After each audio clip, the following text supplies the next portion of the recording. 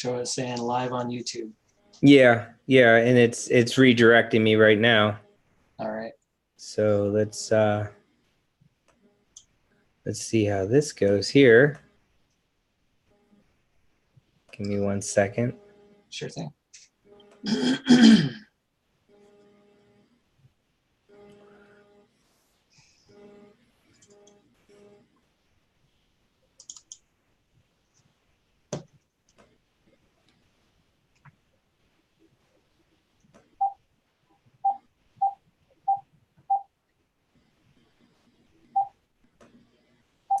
Okay.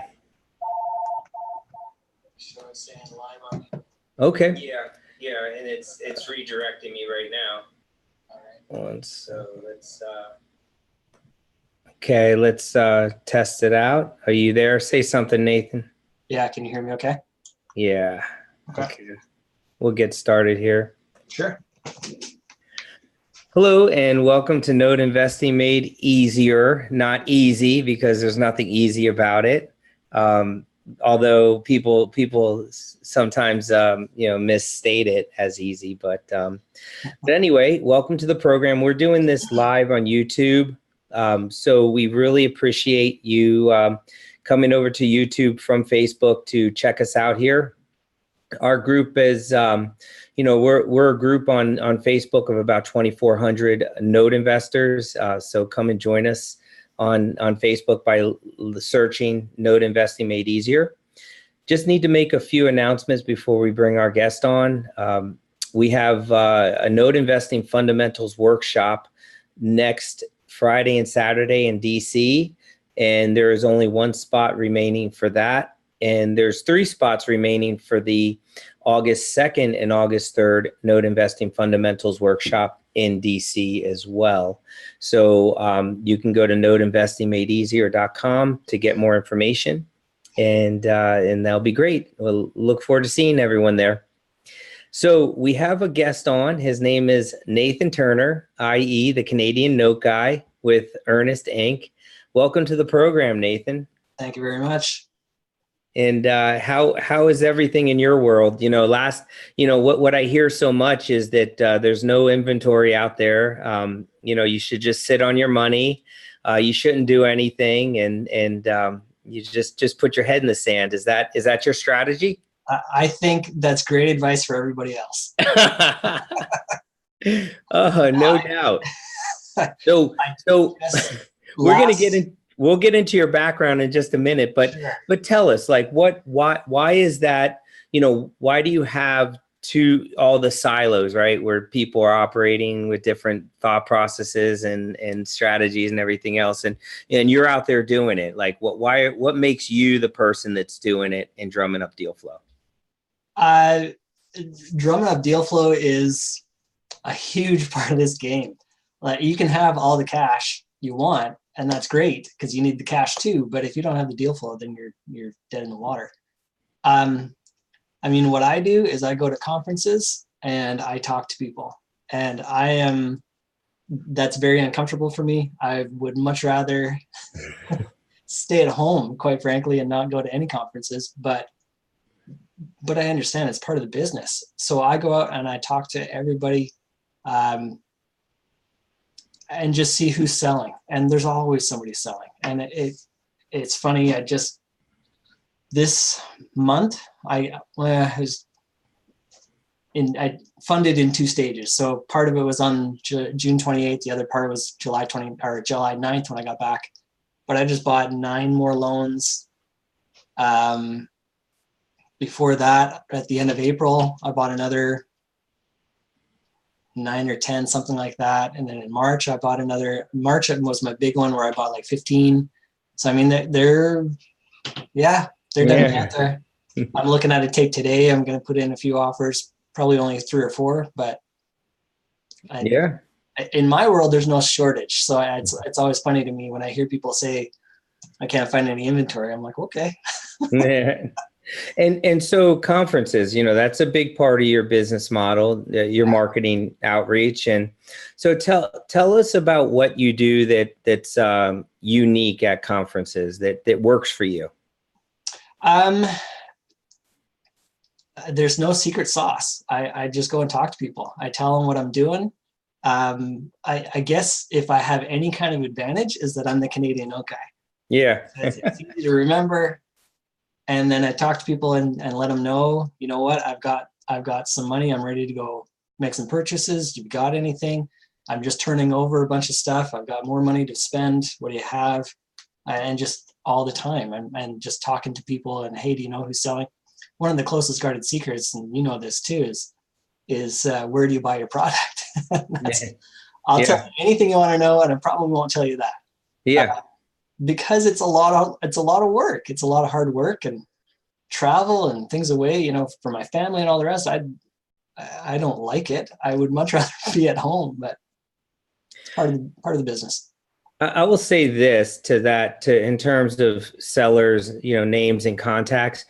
There are the obvious institutional sellers. They're not hard to find. You could probably find them on a Google search, and they might have an exchange online, or you might have a system where you can get an NDA signed online, and they'll auto, you know, email you a tape or what have you. However, there are so many sellers that aren't in the limelight, and they just transact within their circle. Yeah. So it's just a matter of, you know, ingratiating yourself in that circle, if you will. Yeah. Well, and you know what? The reason why is because it's a lot of work. For a while, when I was getting started, I was brokering a bunch of stuff as well, just purely for cash flow, because it was you know, kind of a bonus to what I was not bringing home. Yeah. I was just getting started, so I was brokering a bunch, and it was at least a part-time job on top of everything else I was doing. So it's a lot of work. And so for those guys to have to field calls and things, especially, they'll get calls like crazy from a bunch of people who don't know what they're talking about, are not serious. They treat this like it's real estate where you can go and just shotgun approach and put out a bunch of dummy bids. No, that does not work. If you bid, it's with the intention to buy. So don't bid unless you are serious and you're actually going to follow through and buy that stuff. Yeah, because you've ran the other side of the desk, and you've been, you know, you've run a trade desk for a large hedge fund, and so you've seen people come to you, good, bad, and ugly. Yeah. What do the good ones do? The good ones will come and say, they'll say something along the lines of, you know what, I've got $200,000 I'm ready to spend. A big plus is if you can say, you know, last year I bought X amount. I'm ready to buy some more. Like some kind of indication that you've got some history, that you know what you're doing and you know what you're talking about. And then just letting them know, like, I'm for real. I've got this money ready to go. And what have you got to show me? You know, as long as the numbers work, and that's always the caveat, as long as the numbers work, then let's make a deal. Okay, so someone easy to work with, someone who's already has their capital lined up, and someone that knows what they're doing. Yeah, some prior history helps, but I don't think it's necessarily a deal breaker. If you're just brand new and you haven't done this before, you're not out of the game, but you may have to work a little bit harder to show that you're for real. Yeah, and you're probably a turnoff for you. You know, if you're running a trade desk, is someone that's trying to get a whole educational process while they're buying a note from you. Yeah. So they're trying to squeeze the Nathan lemon. Yeah, if they're asking just way too many questions, I'm an open book, but I can't spend 10, 20 minutes talking about one loan with one person. That just doesn't work. So. Yeah, know what you're talking about, know what you're doing. What are you buying now? What kind of notes? I for about the last couple of years, it's been a combination, about 50-50 mortgages and contracts for deed. The last couple of purchases I made, there were a bunch of lease options stuck in there, which I hesitated at first, and I really thought about it, and I thought, you know, how different is it than a CFD? It's, you know, not really. It's very, very similar. There's not a whole lot. Give us the definitions of each one, if you don't mind, just because there's a lot of newer folks, and they would benefit from that. Yeah, sure. So the mortgage is your traditional mortgage. Pretty much everyone's familiar with that. If you don't have one, you're going to get one at some point. It's a lot of fun. Where you're paying principal and interest to a bank. The key difference between all of these is who has title. That's one of the key differences anyway. So in a mortgage, me as the borrower, I hold title. So that means I am on title. I own the property. The deed is in my name, and I'm paying back the bank a loan that I took out to buy the property. In a contract for deed, it also goes by other names. It's a land contract in certain states. Bond for deed is another name. Agreement for deed. It's all the same thing. Contract for deed, agreement for deed. I think just to make it easy, we all just kind of adopted contract for deed. So that's the ones we talk about. Essentially, the biggest difference, like I say, is title. So in that case, the lender is the one who holds title. And you are paying kind of like installments. So you're still paying principal and interest the same as a mortgage, but you're paying installments. And once you have paid off the agreed upon purchase price with the principal and interest included in that, then at that point is when title transfers over to the borrower. So that's the major difference. What it really means from a lender's perspective is if and when I need to foreclose, usually, depending on the state, a contract for deed is faster and easier, therefore cheaper. Oftentimes the contracts for deed are lower value properties, but that's fine. That fits into my model. I like under 100,000 typically, up to about 150 for property value. Anyway, so that's the main difference there. Now with a lease option, it's more similar to a contract for deed. They're still paying principal and interest, but it's a very short term. And it's actually, funny enough, it's actually more comparable to a Canadian mortgage, but that's a different story.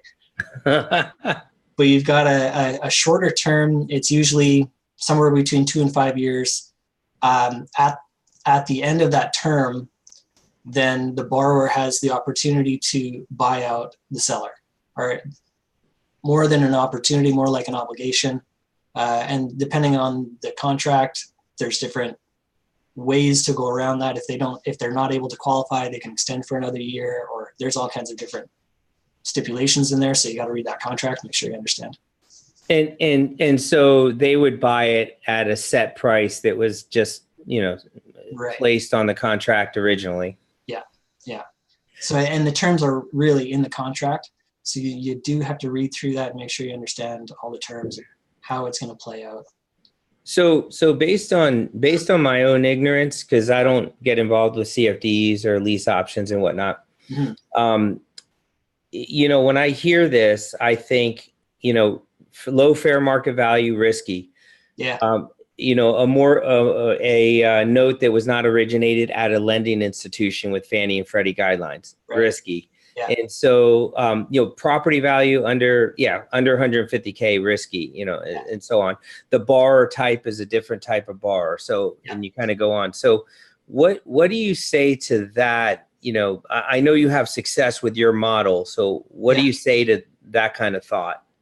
Yeah. And part of it comes back to my model is I'm not a buy and hold, which makes a whole lot more sense for a second.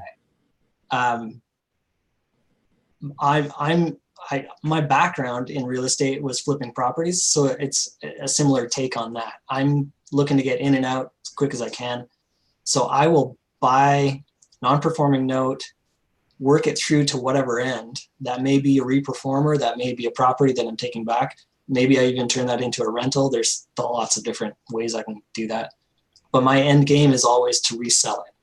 So if that's selling as a reperformer, or selling as a property, or selling as a rental, or selling as a brand new land contract that I set up, there's all kinds of different ways of doing that. But essentially, that's it. So when I'm looking at it,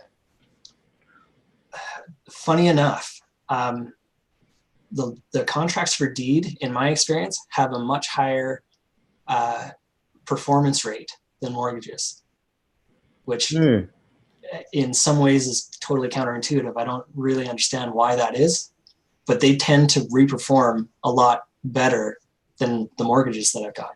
Yeah, I mean, what's the thought process on the contrary? It's that hey, this person, it's just a person I owe this money to, right? They just originated this on a napkin.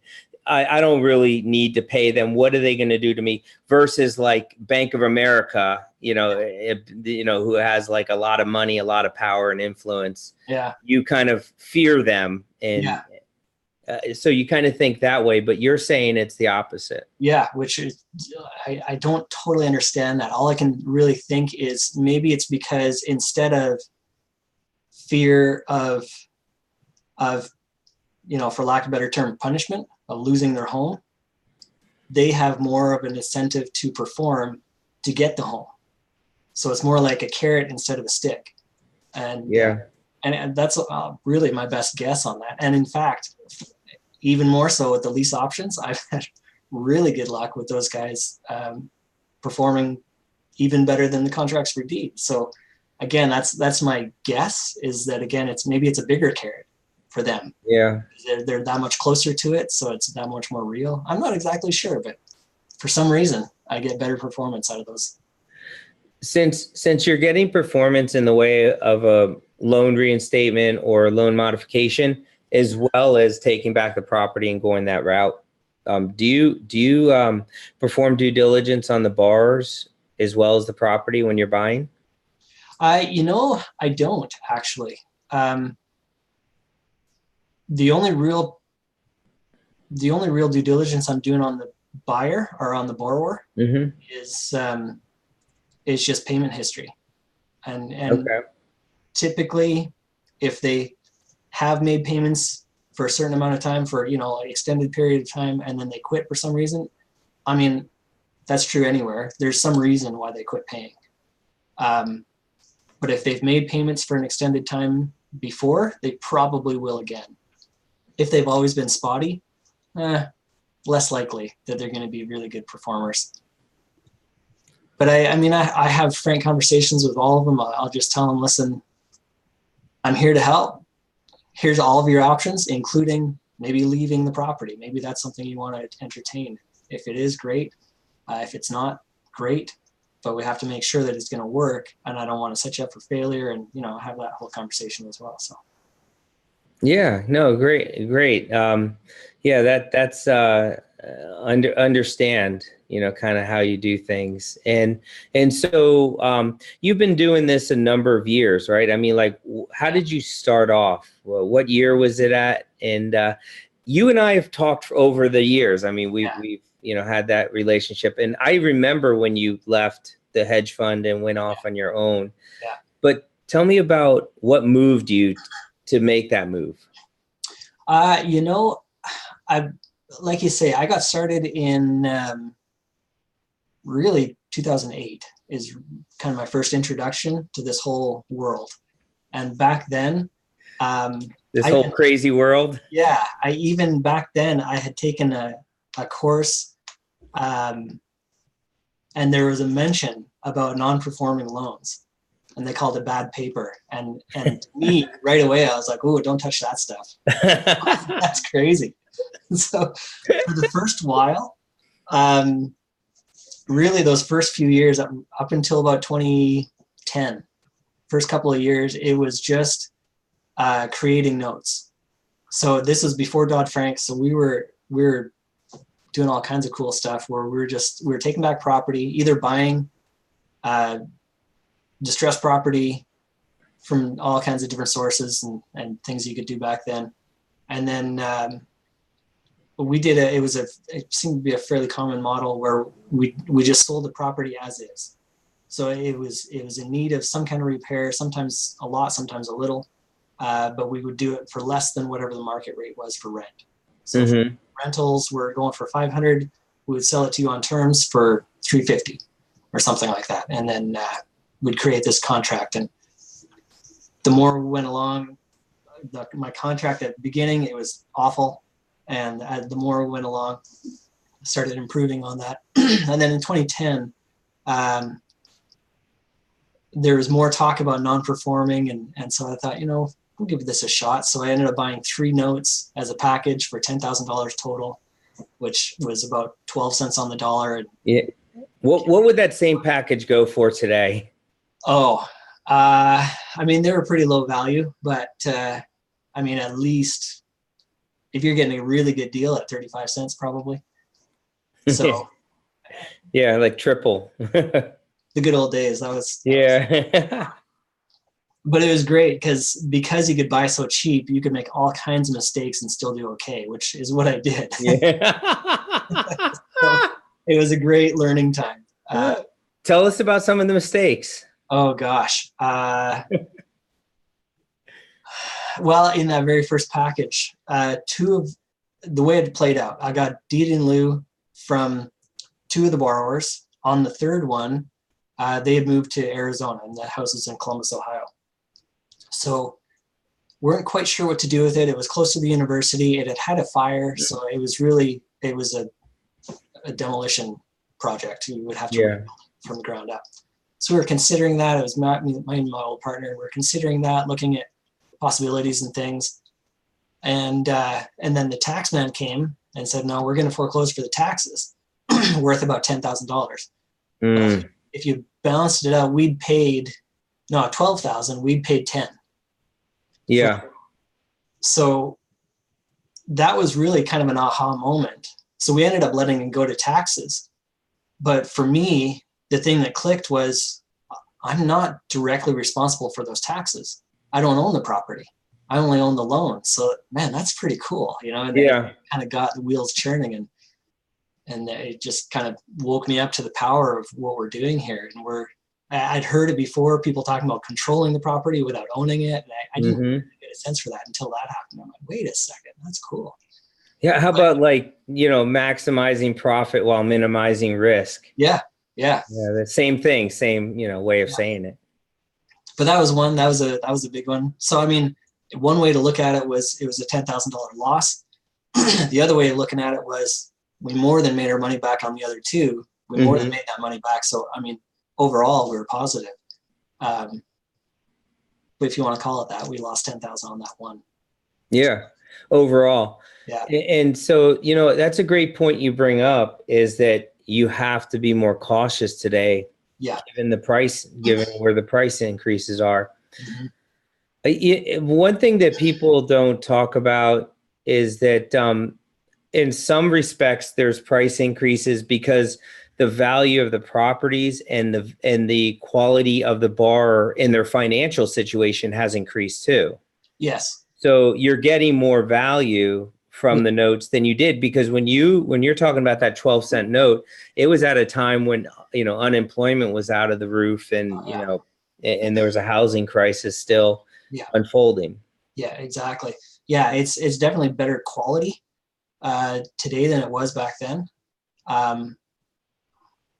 But at the same time, the other thing that's changed that's been interesting is only last year I started seeing notes where there was equity. And that was never true for the last 7 years. We never saw anything with equity.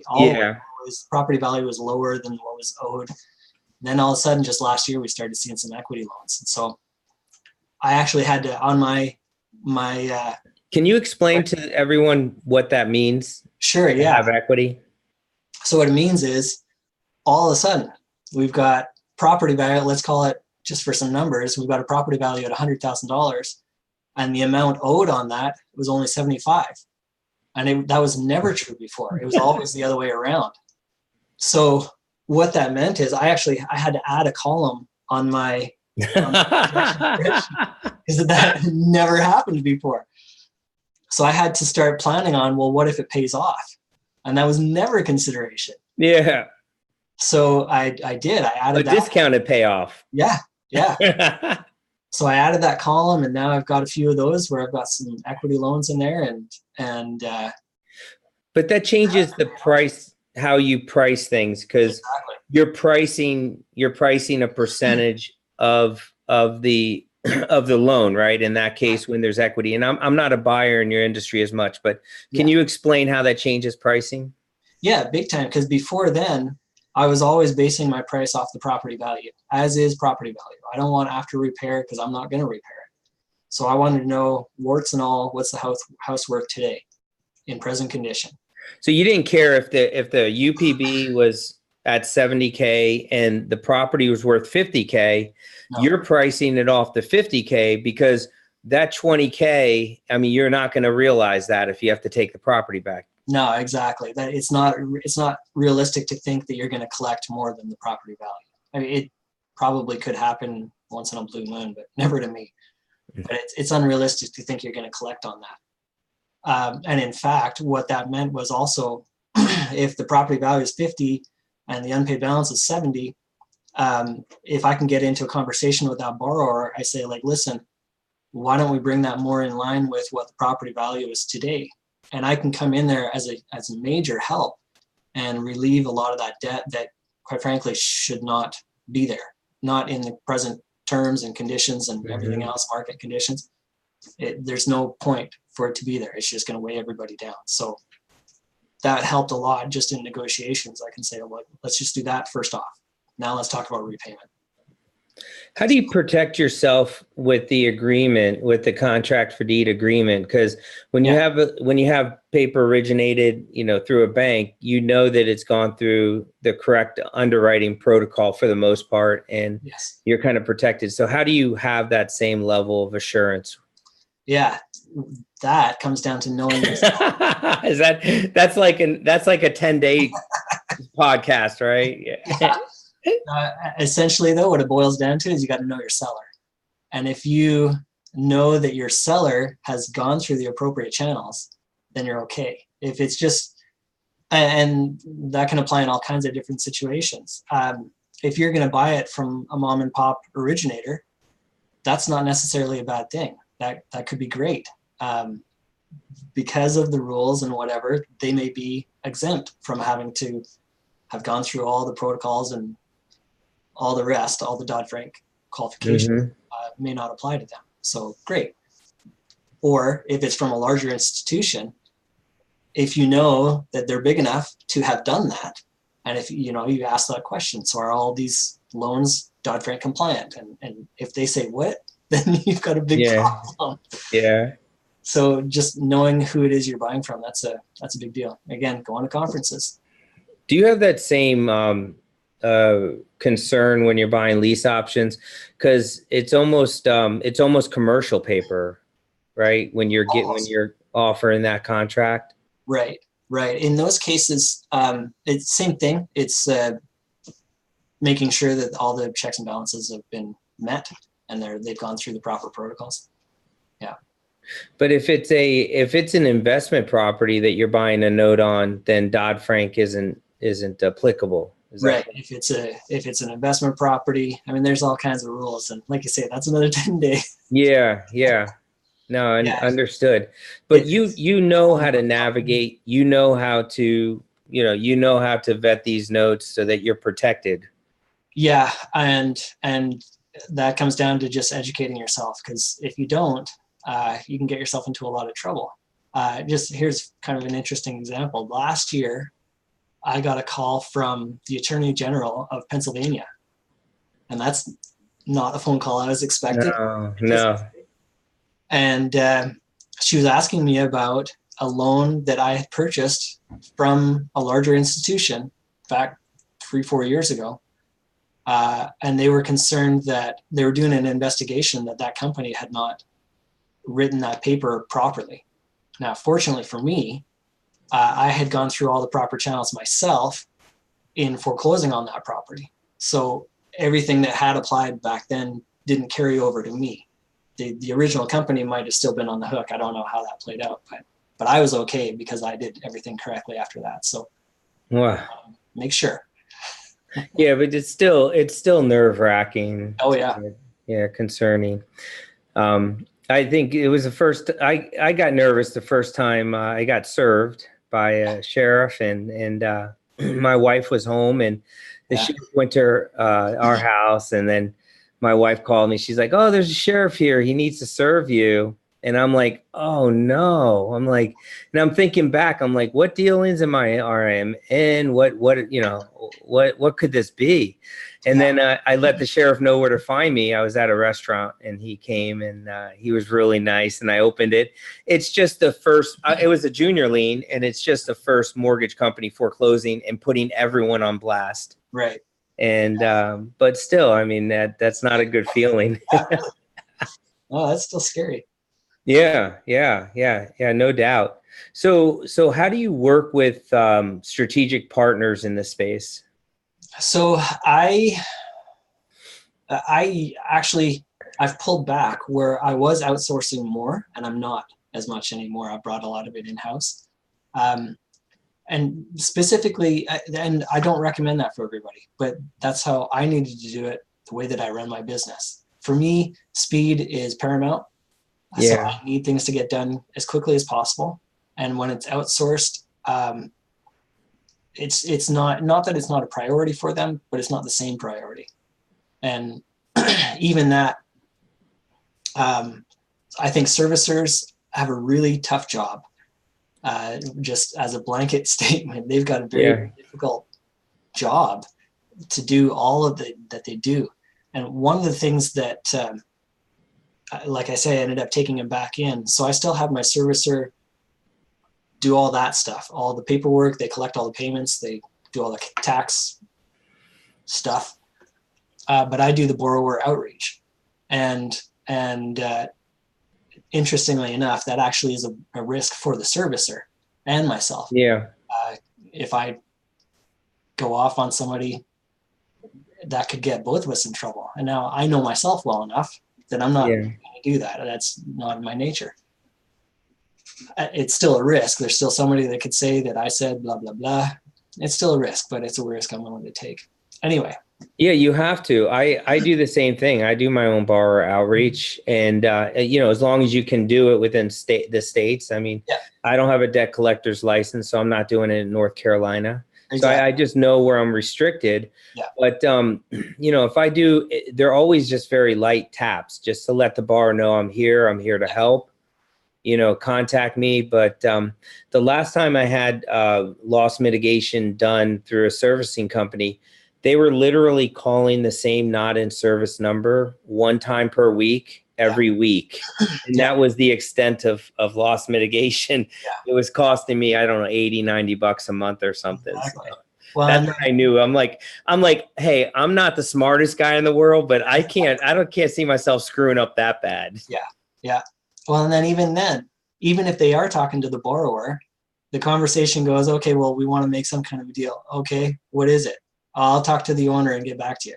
And then they're calling me and they said, okay, they want to make a deal. Yeah. What do you want to do?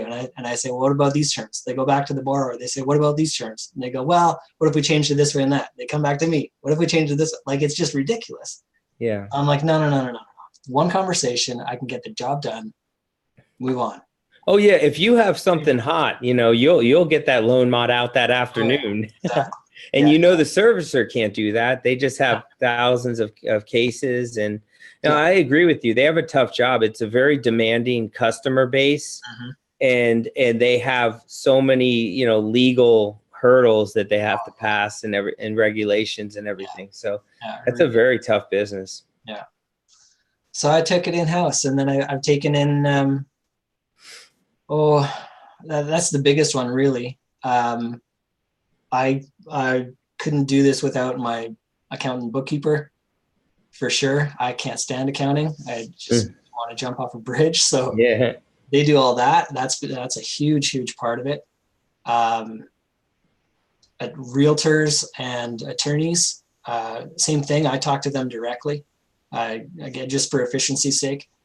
So that's a big part of it. I use them every day. Every day I'm talking to an attorney or a realtor in some way or another.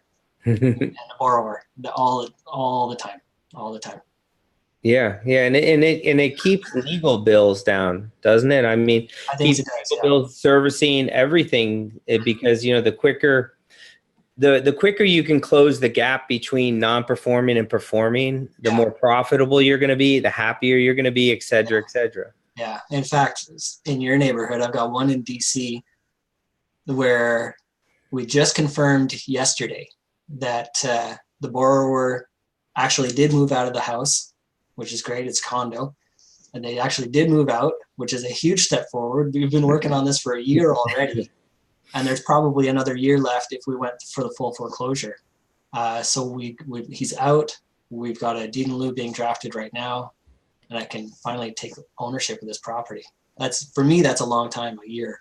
So I'm glad to be moving forward with it. Yeah, that's lightning speed in DC, by the way. I know. It's not a full foreclosure. If I was going full, we got another year. But. Oh yeah, you would be you'd have to pass that to your grandkids. It's ridiculous. Yeah, that's so. Do you go and you work with investors that want to work with you? Yeah, and same thing there. Any advice I'd give to somebody is don't pitch. You can get yourselves into a lot of trouble by pitching wrong.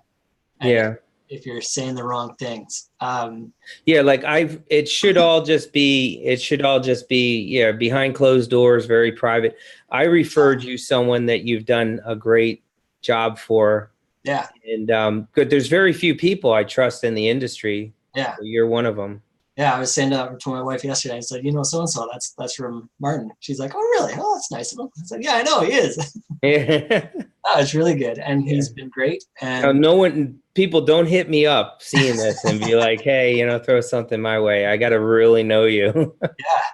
No, it's referral. The other thing is just from speaking, I have people approach me after I'm speaking, and I'm not pitching. I'm just talking about what I do, and people will come up and say, hey, I work a full-time job. I've got all this money sitting there. I love notes. This sounds really cool. Are you willing to work with me? And I say, yeah, for sure. Probably. Yeah. Depending on all kinds of things, but yeah. Level of difficulty. I'm sure you look for a personality fit. Yeah. Yeah. Yeah. Just recently I had a conversation with one of my investors, and we just determined it's just not a good fit. She's looking for a whole lot more information, which I don't necessarily have a problem sharing, but I don't want, how do I say it? The time that it would take me to report all of that is just not worth it to me. And so we had a nice conversation last week, and from my end at least, and I think from hers, there's no hard feelings. We're just going to separate and go our different ways, but it's got to be a right fit. We could do a Newsflash alert right now for all investors, people with sitting on capital looking to invest it passively. Yeah. There is you are one of a million, and there are so many people with so much money flooded around this industry, and they're looking to put it to work with the few players that know what they're doing and have proven track records. Yeah. So the idea, and I'm not saying that you should bow to anyone or whatever, and I say this with humility, you should look to be very easy to work with. And I think you'll find that the good players out there that know what they're doing are equally easy to work with too. Oh, I agree. And if they're not, like you say, don't bow to them. They're not special. Yeah. They've got specialized knowledge, but if you're not comfortable for any reason, don't do it. Yeah. It's not worth it. Don't put yourself in that kind of situation. No, that's very good. Tell us about, and I always end with kind of daily rituals. What daily rituals do you have in your life that help you maintain success? A few things. Today, for example, so I got up, I went for a run. I'm working up to 10 kilometers. Right now I'm at 5K, getting up to 10. But I did my run, cooking hot, came inside. Summertime, it's a little bit different because the kids are home. But normally during the school year, I actually get their stuff ready first. So I'm the lunch man. So I put together lunches for everybody. And then our kids are now at two different schools. The elementary school is just a 5-minute walk. So we'll walk over with the kids, drop them off. The others would drive them over. It's a little bit further, but that's just fine too. So I'll get them off. And then when I get in the office, it's a couple of things. I read scriptures every day. So I start my day with that, and I usually say a prayer and just get ready to go. And then the other thing that I do every day is a guy named Darren Hardy. I don't know if you ever heard of him. No. He's he is and has been for a while the editor of Success Magazine.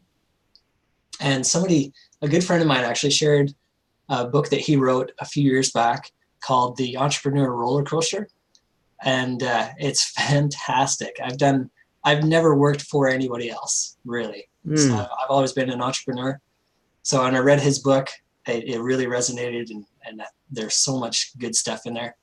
And as the editor of Success Magazine for years, on top of his own success that he's already achieved, his job was to interview people. So he interviewed successful people over and over and over again for the magazine.